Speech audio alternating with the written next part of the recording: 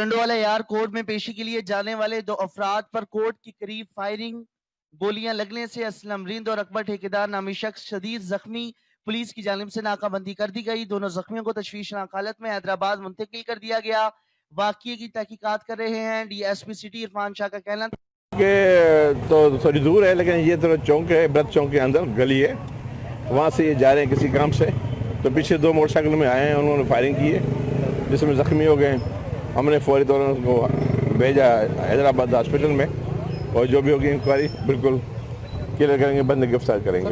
बिल्कुल नाकाबंदी कर दी, पूरे शहर को जो भी नाकाबंदी कर लिया, अलर्ट कर दिया। इंशाल्लाह 20-25 मिनट का, आधा घंटे के अंदर बंदे गिरफ्तार कर लेंगे। तारिक हमीद अब्बासी HNN न्यूज़ टंडोवाला यार।